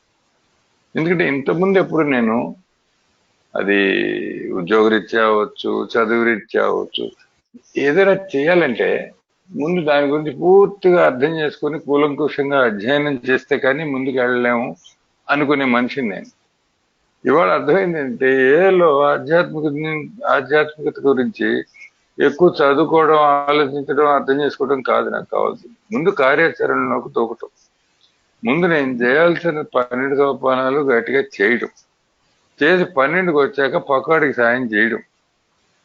ఇక్కడ నేను నేర్చుకుంది ఏంటంటే అంత రివర్స్ గా ఉంటుంది. ఏలో అర్థం చేసుకున్న తర్వాత కార్యాచరణ కాదు, కార్యాచరణ చేసుకోవడం వల్ల అనుభవం వస్తుంది, అనుభవం వల్ల అర్థం తెలుస్తుంది, అర్థం తెలుస్తుంది కాబట్టి మరింత కార్యాచరణ చేయగలుగుతాం. ఇంతేనండి నాకు తెలిసింది. ఎందుకంటే ఈ పునాదులు కొంచెం గట్టిగా నిజాయితీగా వేసుకుంటే ఆ పునాదుల మీదుగా మనం ఎంతో ప్రగతి చెందొచ్చు, ఎంతో ఎదుగుదల ఉన్నత శక్తితో పాటు ముందుకు సాగచ్చు అని నా అభిప్రాయం. అప్పుడప్పుడు నాకు అనిపిస్తుందండి, నేను మనిషినేగా, నేను తాగుబోతుని మనిషిని. నాకు ఎలా అనిపిస్తుంది అంటే అబ్బో ఇంత సోపానాలు చేస్తాను, ఇదైపోయింది అదైపోయింది, నేను ఏదో పెద్ద శిఖరం ఎక్కేసాను, ఆధ్యాత్మిక శిఖరం పైన ఉన్నాను అనిపిస్తున్నాను. కానీ ఇందులో శిఖరాలు లేవని అతి త్వరలో తెలిసిపోతుందండి. ఎందుకంటే మీరు చూస్తే మన తెలుగు పుస్తకంలో 58వ పేజీలో చివరి భాగంలో రాశారండి ఏమని, మాలో ఏ ఒక్కరూ కూడా ఈ సోపానాలకు పరిపూర్ణంగా కట్టుబడి కొనసాగించిన వారు లేరు. మేము పవిత్రులు మాత్రం కాదు, ఆధ్యాత్మిక మార్గంలో పయనిస్తూ తదనుగుణంగా ఎదగాలని ఇష్టపడ్డామంటే మేము సూచించిన సూత్రాల అభివృద్ధిని సాధించడానికి మార్గదర్శకాలు మాత్రమే. ఆధ్యాత్మిక పరిపూర్ణత అనేది కాదండి, దానికంటే ఆధ్యాత్మిక ప్రగతి కావాలని మేము కోరుకుంటున్నాం అన్న ముక్కలు మనకు ఒకసారి గుర్తు చేశారు కాంగ్రెస్. అట్లా నడుచుకుంటానండి. ఎందుకంటే శిఖరం ఎక్కేద్దామని కొండెక్కిసానని చాలాసార్లు అనుకుంటాను, అదంతా కాదండి. ఇక్కడ అవసరం ఏంటంటే నేను వినయంగా నా ప్రోగ్రామ్ నేను చేసుకుంటూ పోవాలి. సరే ఇబ్బందులు వస్తాయా ఆధ్యాత్మికంగా అంటే వస్తూనే ఉంటాయి. ఎందుకంటే నా గుణదోషాలు అనేవన్నీ అలా తలెత్తుతూనే ఉంటాయి జీవితం అంతా. ఎత్తినప్పుడు ఎప్పుడు ఎత్తుతాయా లేదా అన్న సందేహం నాకు అసలు లేదండి, ఎప్పుడు ఎత్తుతాయా అనేది చూసుకుంటుండాలి అంతే. కానీ వాళ్ళు నాకు తెలిసింది ఏంటంటే ప్రగతి కానీ ఎదుగుదల కానీ ఆధ్యాత్మిక పదంలో నా అంతటి నేను పయనించట్లేదు. 10, 11, 12 రెగ్యులర్ గా రోజువారీగా నేను చేసుకోవటం అనేది ఆ భగవంతుని కోరుకొని చేసుకుంటాను. ఎందుకంటే నా అంతటి నేను చేయటం మొదలు పెడితే నా చుట్టూ ప్రపంచం చాలా చిన్నదైపోతుంది, చాలా త్వరగా చిన్నదైపోతుంది. ఎందుకంటే నేనులోకి వెళ్ళిపోతాను మళ్ళీ. ఆ నేను లేకుండా ఎప్పుడైతే ఉన్నత శక్తి ఆయన్ని కోరుకొని ఆయన చేయబట్టుకొని నడుస్తే నాకు ఆ చైతన్యం నిరంతరం కలుగుతూనే ఉంటుంది. ఆ దేవునితో కలిగినంతసేపు నేను ఆధ్యాత్మిక పదం మీద సురక్షితంగా నడుస్తాను అని నాకు నమ్మకం కూడా ఉంది. మరొకసారి అండి, నా పేరు కోనర్, నేను తాగుబోతుని. ఈ అవకాశం ఇచ్చినందుకు ఎన్నో ధన్యవాదాలండి. చాలా అందంగా ఉంది, సరదాగా ఉంది మీతో మాట్లాడినందుకు. ఇంతతో సెలవు పుచ్చుకుంటున్నానండి అని చెప్పారు. నేను ఇప్పుడు రికార్డింగ్ బంద్ చేస్తానండి, తర్వాత క్వశ్చన్లు అడగచ్చు.